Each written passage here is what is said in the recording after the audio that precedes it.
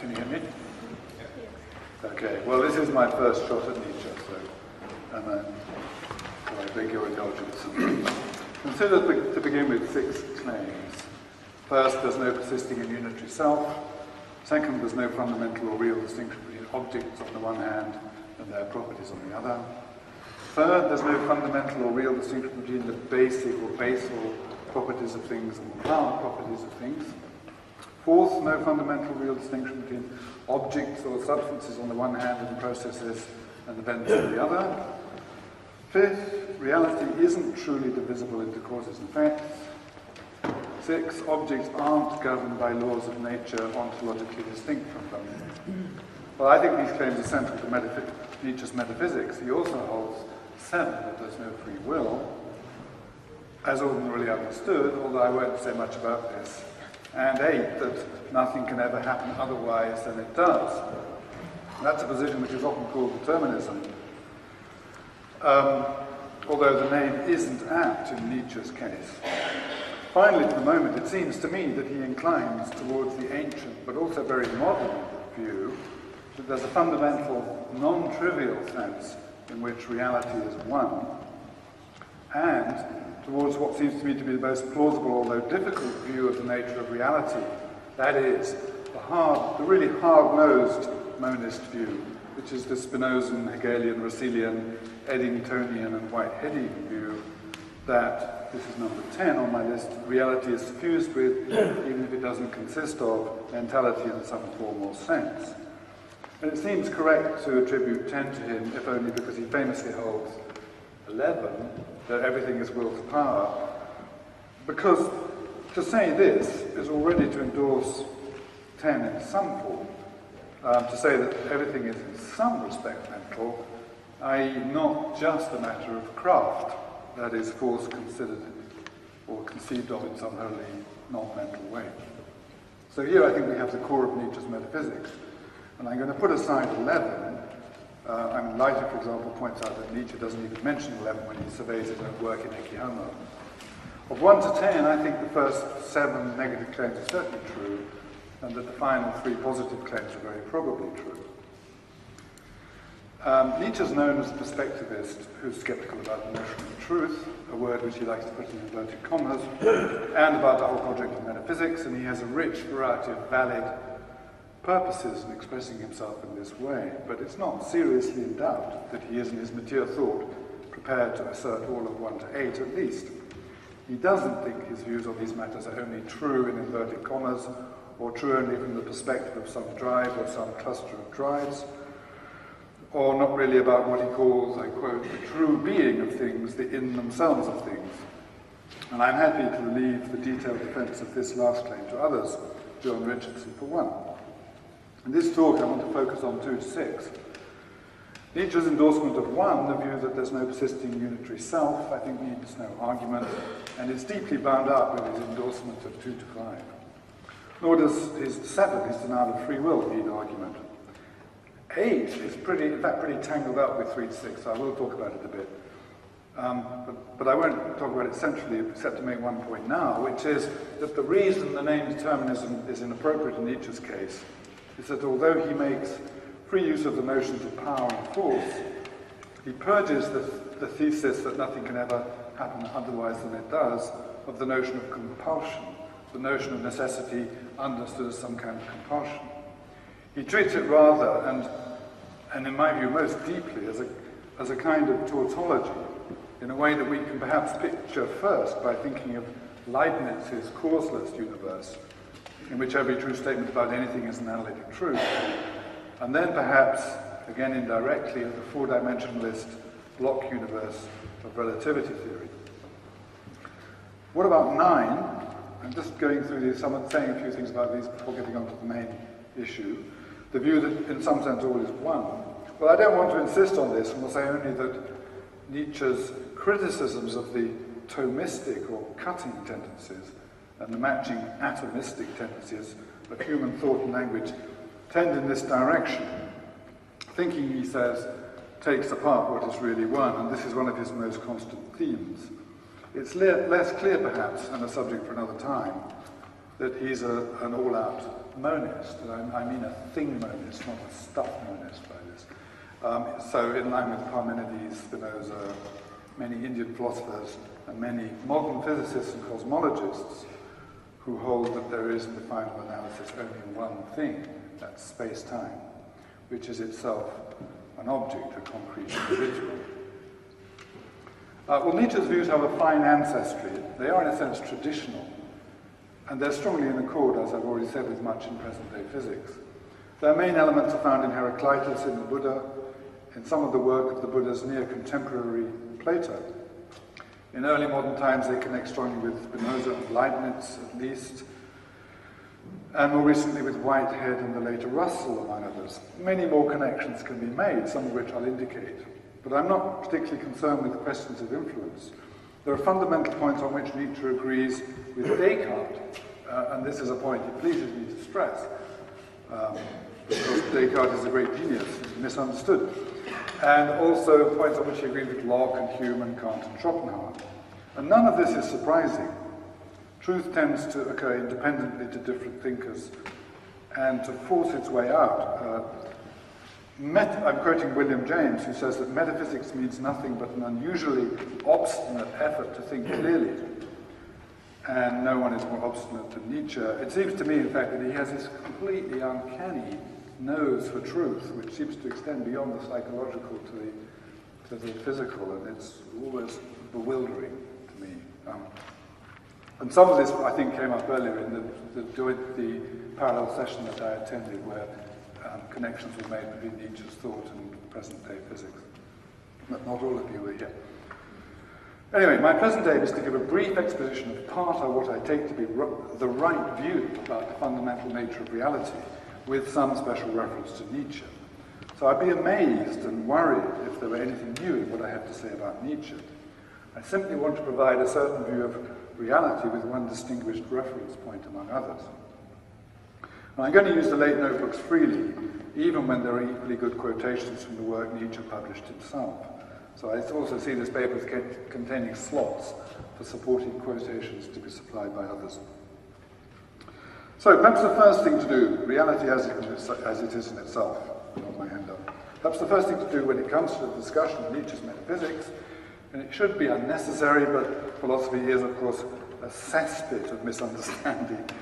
The first things to do is to note that Nietzsche isn't skeptical about the notion of reality as it is in itself. This is hardly surprising because such skepticism is incoherent. It's incoherent because, on the handout, one, to be is necessarily to be a certain way at any given time, to be somehow or other, and two, the way that being is at any given time just is the way it is in itself. And if you don't like the reality of time, you can just drop the words at any given time. Someone might say that the point fails in Nietzsche's case because he holds that being is becoming. But obviously that's no good. Reality is a certain way as it is in itself, whatever the nature of reality is. So if reality is becoming, and I have no objection to this terminology, although I'm going to avoid it for the most part because it has ancient and tangled roots. So if reality is becoming, then that's the way reality is in itself, and there is, of course, a certain way of becoming, i.e. reality is as it is in itself. I'm going to skip a few points, objections based on the misunderstanding of quantum mechanics here. Another possible objection is that Nietzsche writes that I quote, there is no truth, and I quote again, what can be thought of must surely be a fiction. The first point to make in reply to that, of course, is that there's no tension between holding that there's a determinate truth about how things are in themselves and skepticism about our ability to know what it is.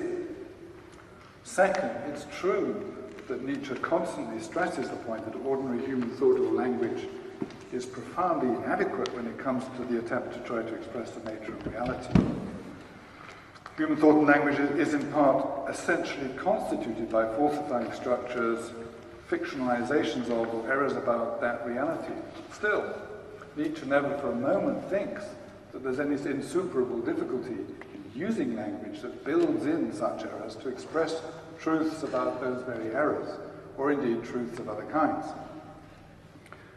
So we have to weigh remarks which seem to express global skepticism about the possibility of expressing the truth about anything against the vast mass of the rest of his work, which is everywhere premised on the assumption that it is possible to express the truth about how things are or aren't. After all, the vast body of his work consists almost entirely of truth claims of this sort. I guess maybe this is a dead issue. That's what I've been picking up from some of the papers I've heard recently. But it used not to be. It's not as if it's hard to fit these highly general, dubitative remarks by Nietzsche into his work considered as a whole. It's easy. It's easy to understand their point in the context of his other views. It's no harder than understanding the intuitively natural Buddhist distinction between conventional truth and ultimate truth. I really do think that a horrible amount of time has been wasted here. As Kant said, I'm quoting, "Many historians of philosophy, with all their intended praise, attribute mere nonsense to past philosophers. They're incapable of recognizing beyond what the philosophers actually said, what they really meant to say. And again, if we take single passages torn from their context and compare them with one another, contradictions are not likely to be lacking, especially in a work that is written with any freedom of expression. But they are, Kant says, easily resolved by those who have mastered the idea of the whole." So, maybe this is just banal now. I mean, what Nietzsche's no truth, no knowledge, no metaphysics remarks do is teach us something about how to read him, both in his published works and in his notebooks. Take a simple example. When Nietzsche proposes that reality is best thought of as a continuum or unified process whose nature, human thought and language inevitably falsify by cutting it up, both spatially and temporally, into distinct objects or individual causes and effects, he's claiming that this is how things actually are. So if saying this sort of thing involves chancing your arm on a question of fact, then Nietzsche is certainly chancing his arm. And whether or not that's so, he certainly doesn't think that words like continuum are condemned by belonging to human thought and language to being ultimately inapplicable to reality. I would qualify some of those remarks about continuum in the light of the, again, parallel session I just attended, which talked quite a lot about Nietzsche's commitment to some kind of quantal view of reality. I don't think it's necessary to do that now. Okay. Now, what about that question of fact I just mentioned, which concerns 4 on my list of theses? Well, very roughly, physics, I take it, has sufficiently shown that all objects are processes, that they're equally well thought of as processes. We've learned that matter is astonishingly ethereal, that substance is almost inconceivably insubstantial relative to our everyday conception of it. Grainy individual particles were already being treated as insubstantial, as mathematical points, and hence mere theoretical posits in the 18th century, as something Nietzsche was aware of, in fact. And they lost all particulate punctuality long ago, as they gave way to fields in post-1925 quantum physics, leaving out all the popular phenomena of entanglement. Everyday objects from stones to brains are collocations of patterns of energy, diaphanous process entities, whose existence involves a constant interchange with the quantum vacuum, given which it's literally correct to say that they're partly constituted by the quantum vacuum. So the idea that processes or events require some sort of substance that is in some way distinct from them, and in which they can go on or occur, has really long collapsed.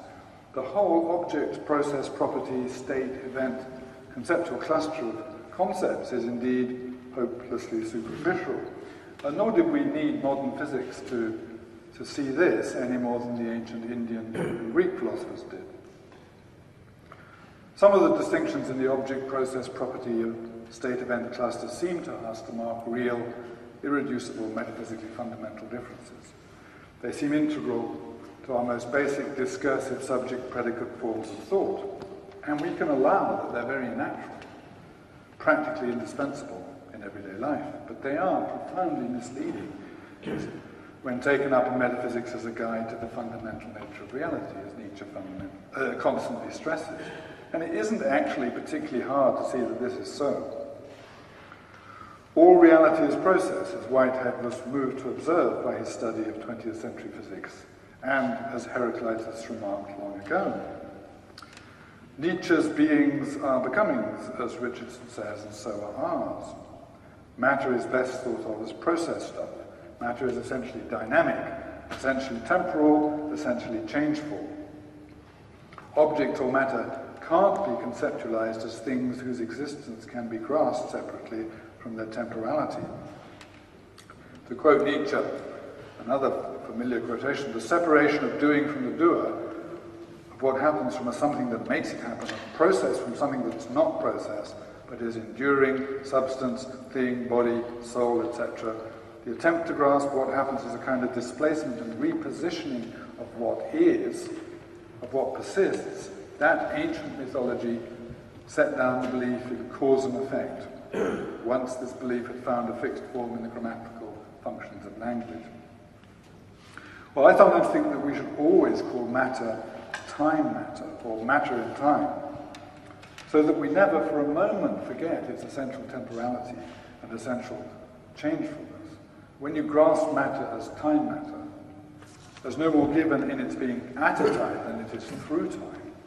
Indeed, is not given in its true being at all, insofar as it's considered at a time, but only when it's considered through time, except that the word through is already wrong, because it carries the false picture of matter as somehow travelling through time, which is false, because matter's time being is part of its being in such a way that it can't really be said to exist through time at all.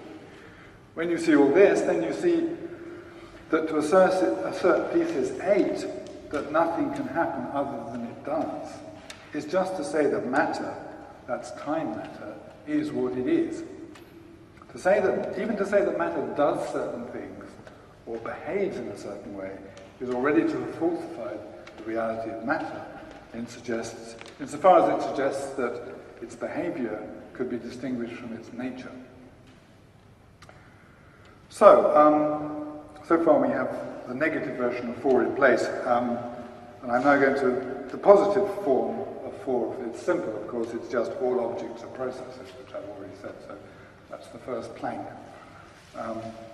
All the things we naturally pick out as objects are just as well, and actually with no great difficulty, thought of as processes in fundamental metaphysics, given that we allow ourselves to go on talking of objects at all in philosophy.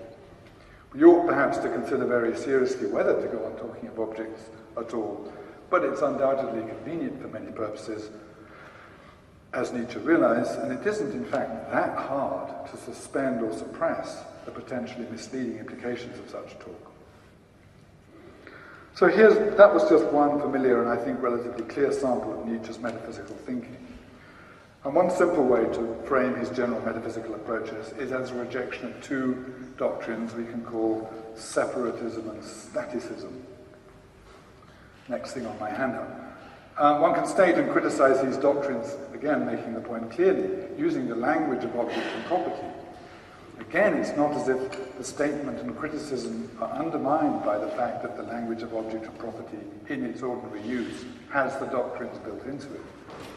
So, separatism separates object sharply from object, against thesis 5 and 9, and also against 1. So too, separatism separates an object from its propertedness, against thesis 2. That's a crucial doctrine which I'm going to discuss in some detail.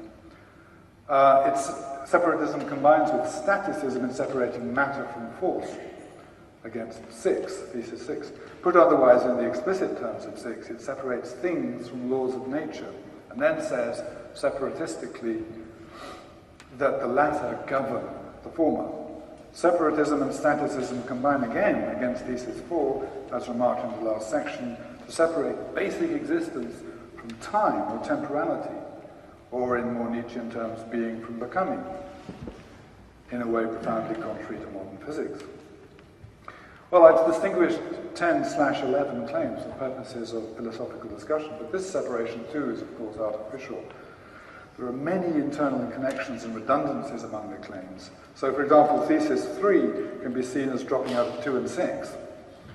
And I'm delaying direct discussion of 5, that is Nietzsche's views on causation, but 4, 5, and 6, in fact, all of 2 to 6 go very closely together.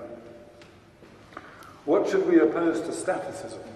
Well, dynamicism, process metaphysics, Heracliteanism, the names don't matter.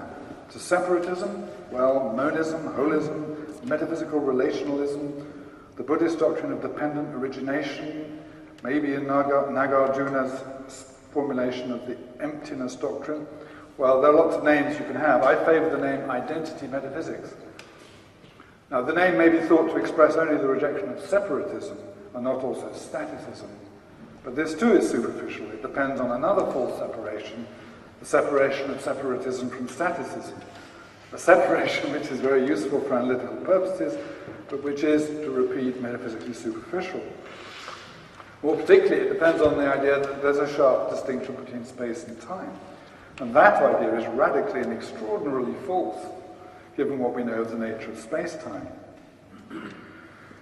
We now speak freely of space-time using the single word to mark the collapse of the idea that space and time are radically distinct from each other. But we might do well to add the word matter into that word, to get the single word space-time matter. The Nobel Prize winner Steven Weinberg suggests that all the objects we take ourselves we have to do with in life are best conceived of as like space-time being itself a physical object, the only one there is, an essentially substantial something. That apart, however that may be, where ordinary thought and vast tracts of metaphysics find distinctness, discreteness, numerical difference, identity metaphysics finds unity, continuity, identity. Identity metaphysics, after all, is Identitäts Philosophie. Spinoza is one of its exemplary practitioners, followed by Schelling, the inventor of the term, and Hegel. Nietzsche's thought lies in the same tradition. It lies there because it's true, not because it's a tradition. And although he also lays a great stress on differences of force or power or rank.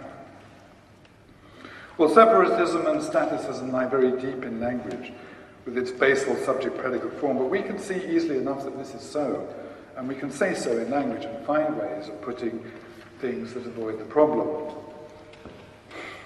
We have in language words like process, flow, and flux that allow us to say what is wrong with conceptions of the nature of reality which find sharp separations, discrete existences where really there are none. We can say with Heraclitus, in whose proximity, Nietzsche writes, I quote, he feels warmer and better than anywhere else, that everything flows. Okay, now consider 2. The seemingly radical claim that there's no fundamental distinction to be made between objects on the one hand and their properties on the other. Well, I say the claim is radical, and it may indeed be un-Aristotelian, but it's hardly radical if by radical we mean radically unorthodox. It seems to be relatively little known, but Descartes, Spinoza, Leibniz, and Kant are among those who unite with Nietzsche in their endorsement of 2. They all hold, to use and slightly extend Descartes' terms, that there is no real distinction, only a conceptual distinction between an object considered at any given time and its properties, its attributes and modes. Well, there's no real distinction between 2 things A and B on Descartes' terms when they can't possibly exist apart. The clearest case in which A and B can't possibly exist apart, and it is in the end perhaps the only case, is the case in which A and B are identical. But then there's only one thing, and nothing can exist apart from itself. Strikingly, for some it's striking, the case of an object considered at any given time and its propertedness considered at that time is a case of this kind. So I claim. So 2 is true. The claim that there's no real distinction between an object and its propertedness, because the positive version of 2, objects or substances are literally identical with their propertedness. Well, at first this claim seems plainly false, given a standard training in analytic philosophy, and given the extreme naturalness of counterfactual thought, which builds in so many of the metaphysical errors Nietzsche criticizes, but not after a while. Well, I've argued for 2 in another place. And here I'm just going to cite other people instead. So here's Descartes. He's concise. I quote, "The attributes of a substance, when considered collectively," he says, "are indeed identical with the substance." Nietzsche is even more concise. I quote, "A thing equals its qualities. Subtract the doing," as he often says, "and there's no doer left over." One might think that Descartes, Leibniz, and Spinoza want to hang on to a robust notion of substance in a way that Nietzsche doesn't. But there's a fundamental respect in which this isn't so, in which they're at one. The great rationalists are not less radical than Nietzsche. And actually, Locke and Hume are also fully in line, epistemologically speaking, in holding that we have absolutely no legitimate idea of substance, nor indeed any legitimate reason to suppose it exists, insofar as it's taken to be something that is in any way other than or more than particular qualities. So among the seven most well-known early modern philosophers, only Berkeley is out of line on this issue, except that the British empiricists keep it epistemological and don't go ontological. The thesis that an object is literally identical with its propertedness is indeed radical and initially difficult to think, given the structure of human thought and language. Given in particular that the word property is an intrinsically relational word that asks for something for it to be a property of. But it's sufficiently understandable for all that, and it's also, and again, right in line with modern physics. Does it seem hard to think? Well, actually, it's not that hard, and it's something that one can grow into deeply, because this is doing philosophy, or indeed physics. Descartes is, as it were, Mr. Substance for most philosophers, but the popular version of early modern philosophy bears little resemblance to the true story, which is much, much more exciting. Descartes was neither the first nor the last to think that the word substance is an empty word, a mere placeholder with no clear meaning other than existent or real. He did, though, very much want to be left in peace to get on with his work, and he really was most anxious not to annoy the church.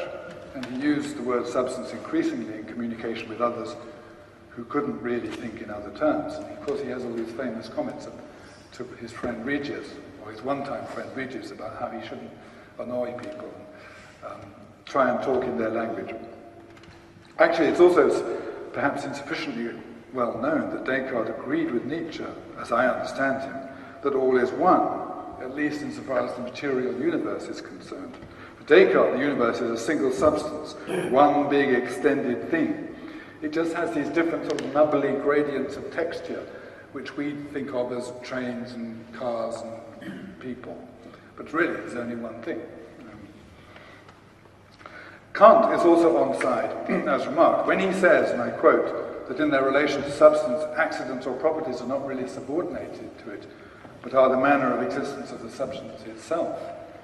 He gets the matter exactly right, it seems to me. Nothing more needs to be said, and as so often in philosophy, the mistake is to try to say more. Put aside philosophy and consider an object in front of you in the fullness of its reality. There's no ontological subordination of the object's properties to the object itself. There's no existential inequality or priority of any sort, no ontological dependence of either on the other, no independence of either from the other. There is, in other words, no real problem of universals and particulars, as traditionally understood, only a number of philosophically habitual ways of understanding the terms object and property that just can't survive a proper appreciation of the present point. The realization that this can be uncomfortable if one's been habituated to the philosophical debate, but it settles out and matures powerfully in time. One looks at any ordinary object, and it's deeply mysterious how there can be thought to be a problem. Its so-sein, its being the way it is identical to its sign, its being. Well, what happens, of course, now is that objections based on counterfactuals flood to the front of many philosophers' minds, and I'll say something about this soon. At the moment, note that we can, as David Armstrong says, and I'm quoting again, it's on the handout, distinguish the particularity of a particular from its properties. But, he says, the two factors are too intimately together to speak of a relation between them. The thisness and the nature are incapable of existing apart from each other. Bare particulars are vicious abstractions from what may be called states of affairs, this of a certain nature. Well, this seems to me to be entirely Cartesian and Spinozan and Leibnizian and Kantian and Nietzschean. We can, as Armstrong says, distinguish the particularity of a particular from its properties. We can make this conceptual distinction, but we can't really speak of a relation, a real distinction between them. Two is true. Objects are literally identical with their propertedness.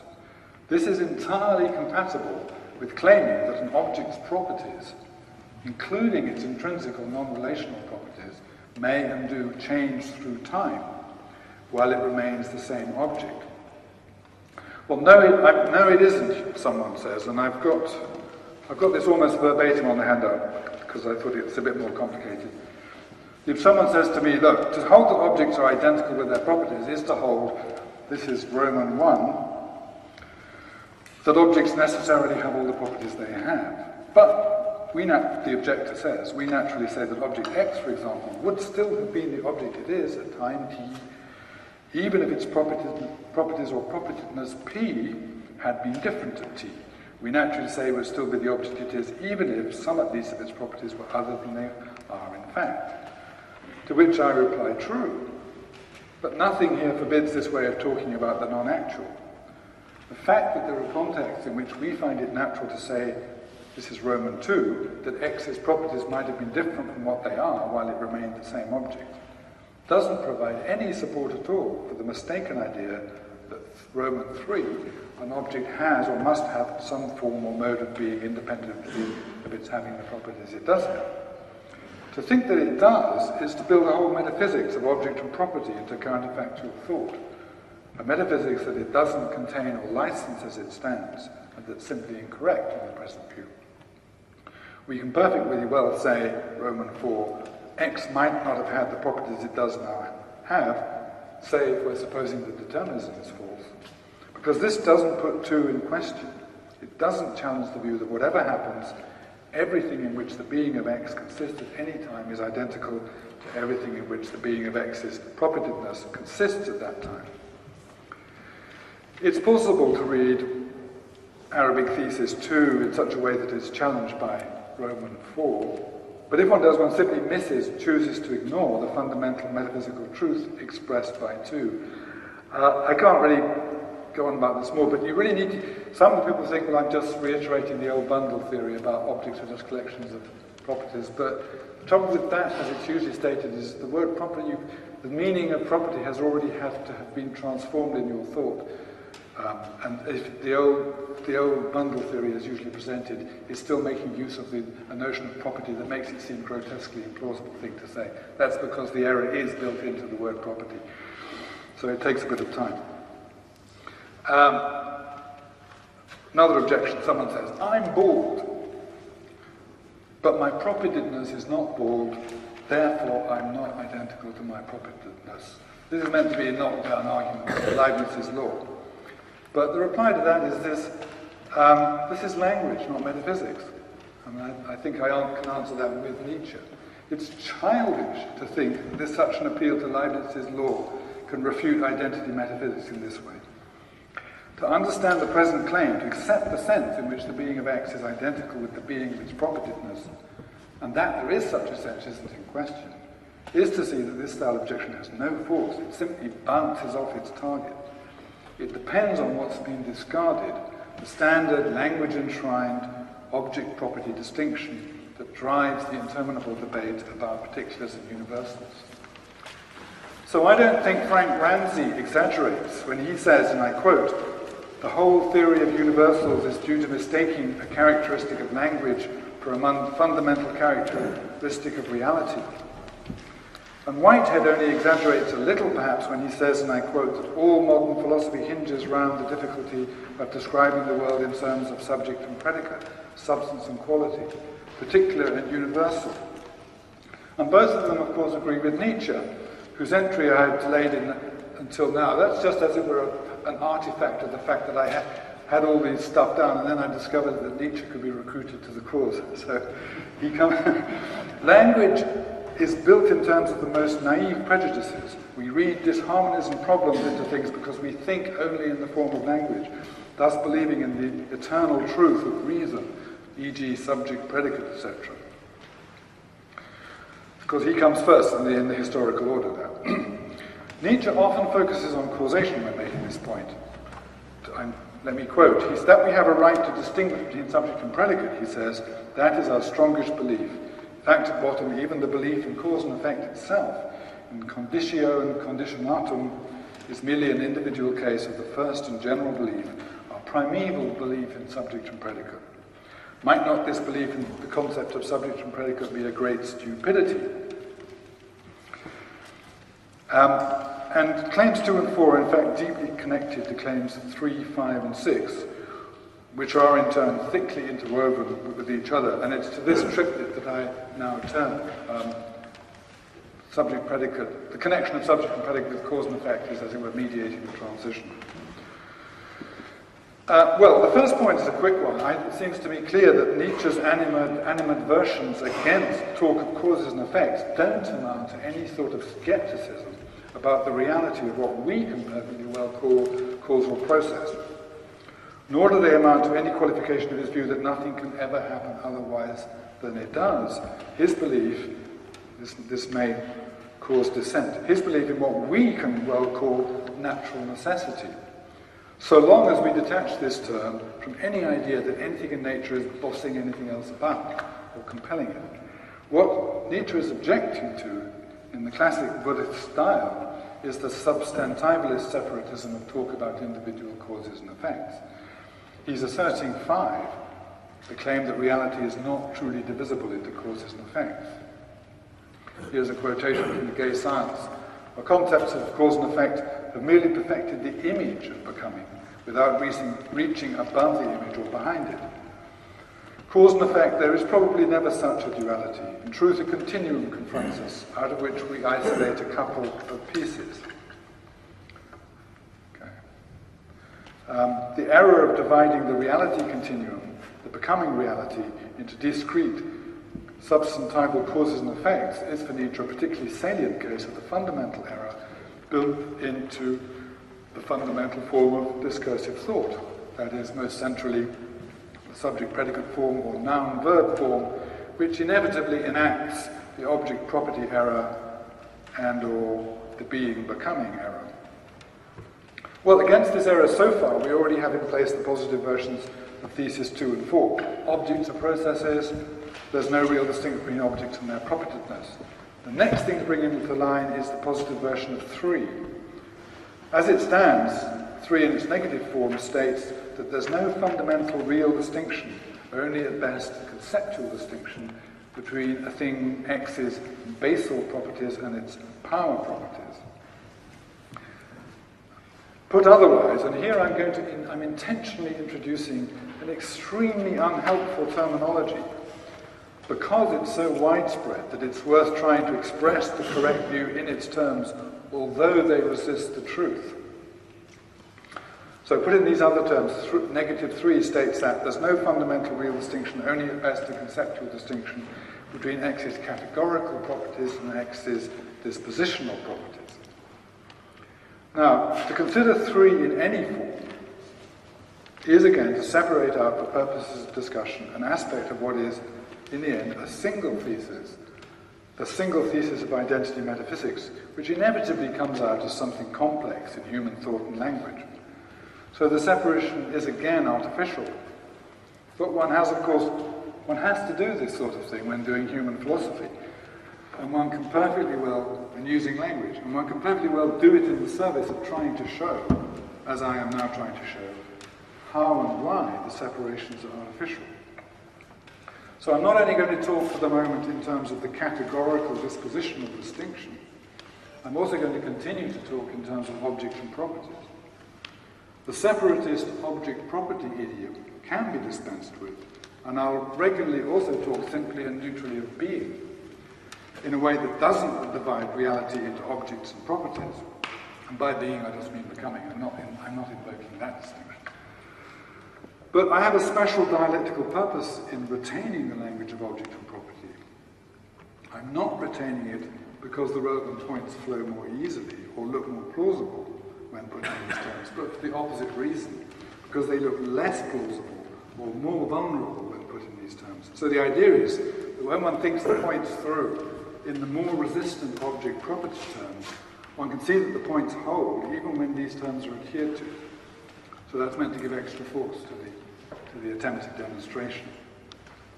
So this is the last hard bit. To begin, it's generally agreed that to talk of an object X's dispositions or dispositional properties in context like the present one is to talk of its powers or power properties, which actually we may perfectly well call its causal properties. It's less clear, much less clear to me at least, what the term categorical is standardly used to mean in this context. But the simplest or minimal way to understand it, I think, is as denoting X's basic or fundamental or intrinsic or primary qualities or properties, whatever they are. So X's categorical being, I propose, is the totality of X's actual, concretely existing being, whatever its nature. Now, plainly, this definition of categorical doesn't exclude the possibility that a thing's dispositional properties should turn out to be among its categorical properties, and nor should it. Well, so far, so perhaps, so good. The next thing to record, this is it's commonly held, this is A, that the categorical properties of X are the ground of X's dispositional or power properties, and that the categorical properties of X are the whole ground of X's dispositional or power properties, so that the dispositional or power properties are in no way ontologically over and above the categorical properties. Well, this view is most familiarly associated with Locke in modern philosophy, and it's plainly central to it that the distinction between categorical and dispositional properties is at best a conceptual distinction. It's not any sort of irreducible ontological distinction. There's nothing more to the power properties or power being of a thing than its categorical properties or categorical being, according to Locke, who's, in my view, right. If the thing's categorical being is in place, then its power being is in place, and conversely. A thing's power being, for Locke, is literally part of its actual, concretely existing being.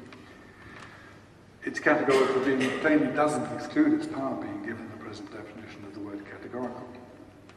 Well, I think this so far is clearly the right line to take, but A and B are often combined with the view C, that the categorical properties of X are, in some way, ontologically over and above the dispositional or power properties of X. And while C may seem natural enough at first, it is what's at issue here, because this, to accept 3, as Nietzsche does and as I do, is to deny C. That is to deny that there is or can be anything more to a thing's being than its power being. I agree with Nietzsche that C is a great mistake, however natural it may seem at first. In fact, I think the point is effectively a priori once one accepts the reality of power being at all, as any serious philosopher must. So let me try to explain. Well, this will obviously, the wanted conclusion here is that all being is power being, which I take to be a Nietzschean thesis. So, most philosophers agree that there can no more be dispositional being without categorical being than there can be categorical being without dispositional being. They accept that everything has both categorical being and dispositional being. Most. Some do reject the first half of this claim, holding that there's no categorical being, only dispositional being, and I've got that down as D. I've got too many letters and numbers really, but D. This is D. There is only dispositional being. Well, I'm going to consider this horribly ill-expressed suggestion later. Before that, though, consider the following strengthened version of the claim that everything has both categorical and dispositional being. This is CD1 and CD2. Nothing can possibly have the total categorical being it has and not have the total dispositional or power being that it has. And conversely, nothing can possibly have the total dispositional being that it has and not have the total categorical being that it has. I think this is just obvious on reflection, given that we agree to use the dreaded categorical dispositional language at all. But before I argue for this, note that it's a very short step, if it's a step at all, from that conjunction of those two theses, which I'll just call CD, to the seemingly stronger claim we've already encountered, that is, the categorical dispositional formulation of 3. That is, there's no real distinction, only a conceptual distinction between an object's categorical properties or being and its dispositional properties or being. And a small step from there to my preferred candidate for the positive form of 3, which is the seemingly stronger claim that a thing's categorical properties or being and its dispositional properties of being are really or in reality identical, which can be put more simply as 3 again, a thing's x's basal being or propertiveness is identical with its power being or propertiveness, which comes down in effect and in the end to all being is power being. I say seemingly stronger because I don't think that 3, the positive identity claim, is really stronger than the negative no real distinction claim. Well, look, all this may seem quite wrong, and I know it does seem quite wrong to a very large number of present-day so-called analytic metaphysicians. Routine thoughts about the multiple realizability of certain functional properties, which of course are dispositional properties, prompts the following familiar linked objections to what I call CD. Someone's going to say, look, 2 things can be dispositionally or power identical without being categorically identical, and also a thing can be changed in respect of its categorical properties without being changed in respect of its dispositional or power properties. So too, thoughts about possible worlds may prompt the idea, 3, a thing can be changed in respect of its dispositional or power properties without being changed in respect of its categorical properties, and the accompanying 4, 2 things can be categorically identical without being dispositionally or power identical. In fact, though, none of these things can be so. Nothing like asserting things. Let me give an argument. Take 03 and 04 first. Huge numbers of recent philosophical thought experiments depend on 03 and 04. They build in the profoundly separatist assumption that a material thing, say X,